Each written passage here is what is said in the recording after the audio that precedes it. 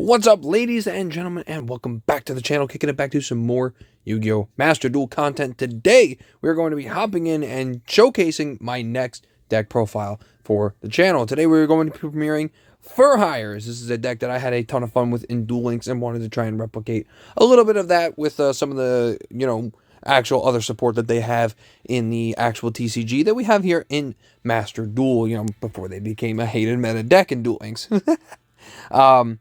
This is probably going to be the last deck list for a little while, just because I'm going to start spending my gems just to get resources and try and get cards, like some more stable cards, like Impermanence, touch up on Red Eyes and things like that. So we'll be revisiting decks later in the future after I get some touch up on that. But nice and short and sweet and to the point intro today. We're going to start top left to bottom right. I'm on mobile and trying to change it up a little bit, get a little bit of a different feel in here. Let me know what you guys think. If you guys want more videos off of mobile instead, let me know. Let me know what you guys think down below.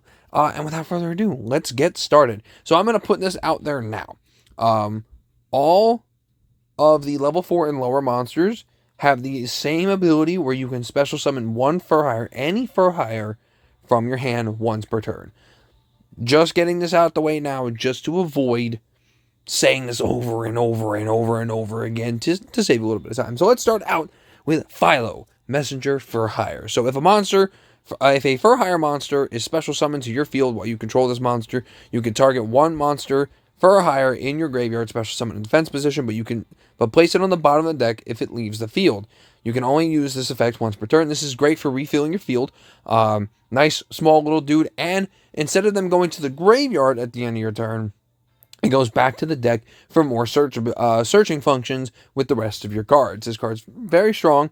I do like this card a lot. Next up is 3 Max C. I'm not even going to bother clicking on it.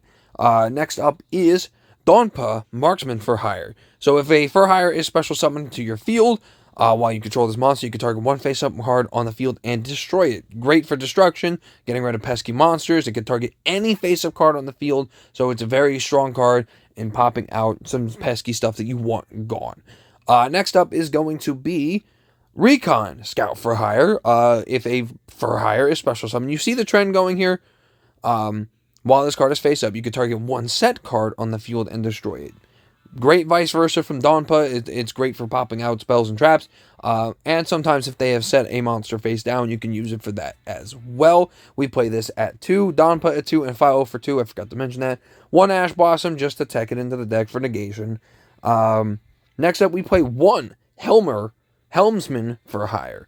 If a Fur Hire is special summoned to your side of the field while you control this monster, you can discard 1 Fur Hire card and draw 1 card.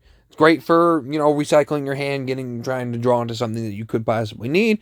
A great draw engine. I tech this one at a 1. I don't think he's as useful as the other cards in the deck. But he's a nice 2K stall wall. And a great card for, trying to get what you need. Next, one of the main engines of the deck, Beat. Blademan Fur Hire. So if a Fur Hire is special summoned, you can add 1 Fur Hire from your deck to your hand, except for Beat Blades. Yeah, this guy. You can only use this effect once per turn. Each effect once per turn. This is your main search engine. It's one of the reasons why you could keep filling your hand. You're going to want to search for Beat most of the time, so you can activate this ability, so you can grab whatever specific Fur Hire that you need in any situation that you find yourself in. I play this at a 3. Next up is Seal, Strategist Fur Hire. When a Fur Hire is special summon, you can target one Fur Hire in your graveyard and add it to your hand. Great for refueling cards. I play this at a 2. Bravo, Fighter Fur Hire. When a Fur Hire is special summon while he's on the field, you gain 500 attack and defense until the end of the turn for all face-up Fur Hires currently on the field. Very strong beater card. I tech this one in at 2. A lot of people I see play this at 3, but I don't know. I find I like a little bit more utility with the other cards over this guy. Now we're getting into the big beefy guys. So if this card is special summon, you can banish cards from your opponent's graveyard up to the number of monsters, Fur Hire monsters with different names. You can only use this effect of Dyna for a hero Fur Hire once per turn. Monsters your opponent control cannot target Fur Hires that you control for attacks except this one. So Dyna for Hire, we tech this guy in at a 2. He's great for protecting our cards from attacks, making him the sole focus. And he's also a really strong card to use against graveyard heavy decks, so you can pick out some stuff that's a little tough that you don't want in the graveyard, like zombies, Drytron, Tri-Brigade, just getting rid of those pesky units in the graveyard to avoid them getting their plays. Next up, we play 2 of Wiz Sage for Hire. When this card is special summon, you can gain 500 life points for each face-up for hire you currently control, except for Wiz Sage for Hire. When your opponent activates a spell or trap card or effect, you can discard 1 for hire, negate the activation, and you can only use this effect once per turn. A great form of negation to stop off what your opponent's going to do. Play this card in at a 2. And then finally, for the monsters, because we do play a lot of monsters in this deck, because that's just the nature of the deck, Raphael, Champion for Hire. So if this card is special summon, you can excavate the top cards of your deck equal to the number of face-up for hire monsters that you control with different names. And if you do, add 1 of them to your hand and shuffle the rest back to your deck. When your opponent activates a monster effect, you can discard 1 for hire, negate the activation. You can only use each effect once per turn. Monster effect specifically, but still a very, very strong card. He's one of your biggest beaters of the deck, and he's pretty easy to get out with everything that you have in this deck to get him out. So the big point of all the monsters is like they spread out what they need and what they need to do, kind of like a mercenary group, which is one of the reasons why I like the deck. Moving on to spells and traps, we're going to start off 1, Raigeki, don't need to talk about it. 1, Monster Reborn, don't need to talk about it. 1, Reinforcement of the Army. This one I tech in here just to search out Beat. Because if you notice, they are all different things. Reptile, Beast Warrior, which was what Dyna was. Spellcaster, Dragon. Beat is the only warrior type here. It's in this deck just to specifically search out Beat. Because like I said before, Beat is like one of your main go-to cards for the deck. Next up, Terraforming. Simple explanation. Pot of Avarice. We technically one of this into the deck because, you know, you go through a lot of cards. This is a very special summon friendly deck, a very link focused deck as well. So you're going to be sending cards to the graveyard quite often. So getting your monsters back is very useful to 1, preventing yourself from decking out, and 2, just getting 2 free draws so you could possibly draw into more fur hires. This is a very strong card. I would recommend playing it at a 2, but I kind of like my setup, so I'm only playing it at a 1. But I do recommend playing this card for this deck. Next up is Fandora, the Flying Fortress. So during your draw phase, before you draw, you could give up your normal draw, and if you do, add 1 fur hire from your deck to your hand. Any fur hire of your choice. If you control 5 or more fur hires with different names, you can send this card from the field to the graveyard, destroy all cards your opponent controls. Also, for the rest of this turn, your opponent takes no damage. This is amazing for wiping a board. I have not used that effect yet, but it's nice. But it's also very nice for specifically getting for higher cards, so that way you can continue to perform your plays. Most of the time, you really want to draw into fur hires anyway, but if you find yourself in with a good hand, you can skip this entirely. It's great to have the choice to grab what you want. So I played this card at a 2. Called by the Grave, just to avoid, hand traps. Mayhem for hire, you can target 1 for hire monster in your graveyard. Special summon in defense position. Simple. Nice and simple. It's a quick play spell, so you can utilize it on your opponent's turn as well if you need it. But, it's a very strong card just to get your monsters back because it targets any for hire monster. Next up, Rookie for hire. Tribute 1 monster. Special summon 1 for hire monster from your hand or deck whose level is 1 higher or 1 lower than the tributed monster that they had on the field. You cannot declare attacks the turn that you activate this card except with for hire monsters, which that's everything. So it's another way of getting cards out onto the field, activating special summons and whatnot. Sure, you're tributing a monster, but it's alright. You'll get them back quite frequently. Now for the traps, we play Ice Dragon's Prison. I tech this in nearly all the decks that I play because I just like playing this at a 1. So I'm not going to go over it. We know what it does by now. Solemn Judgment, stable card. Like having this, it's a very, very, very powerful card. And then play this card at a 2 or more. There can only be 1. Each player can only control 1 monster of each type. If a player controls 2 or more monsters of the same type, they must send to the graveyard. Send some to the graveyard so they control no more than one monster of that type. Now, the reason why this is so powerful is because, like I mentioned before, Beast Warrior, Spellcaster, Dragon, Warrior, let me click the X button, Beast Warrior, Reptile, all of our monsters are different types.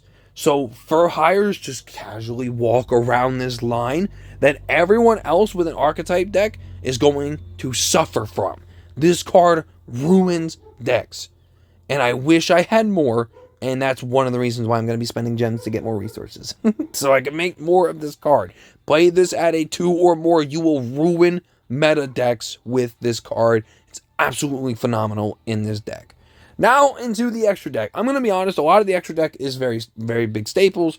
Link Karibo, we played this at a 1 because we do have a level 1. Relinquished Anima, tech it in just in case.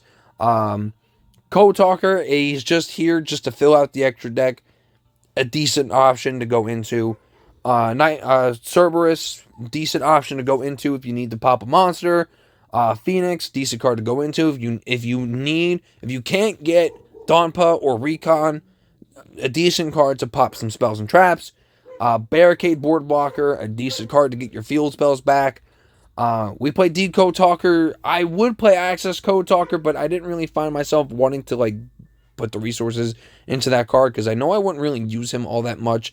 Not really a big fan of him. I know he's very strong, but we just kind of fill this in just to fill out the extra deck as you always should. Here is one of your main Link monsters. So Full Go, Justice for Hire. So we played this card at a 2. Cannot be used as Link material. If this card is Link summoned, you can special summon one monster with a one for hire monster with a different type from the 3 monsters used for the Link summon from your deck in defense position. If a card your opponent controls is destroyed by battle or card effect, you could draw 1 card. Then, if you control 3 or more monsters, for hire monsters with different names, draw 2 additional cards. You can only use each effect once per turn. Great and amazing draw engine because you're gonna fulfill that very easily. Great for getting out. I'm going to be honest. You link into Full Go, you're going to get Raphael out. Because most of the time, you're not going to be using Raphael as your links to get out Full Go. So you're going to be able to get Raphael out basically for free. And it's very easy to get 3 or more monsters out onto the field to get Full Go out. So you're going to get Raphael out basically for free. This card sets up... Ooh, wrong card. This card sets up basically all of your plays. Basically all of your plays.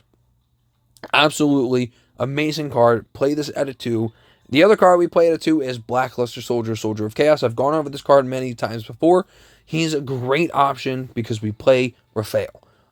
If we need to bring out Blackluster Soldier, is a great option to have for a very strong beater monster.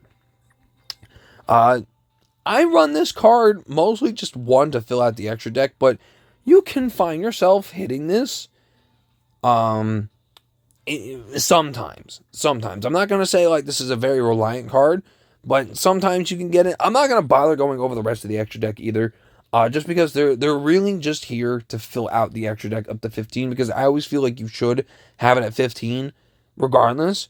And this right here is in place of Access Code Talker, because even though I said what I said before, I would still play the card if I had it. But yeah.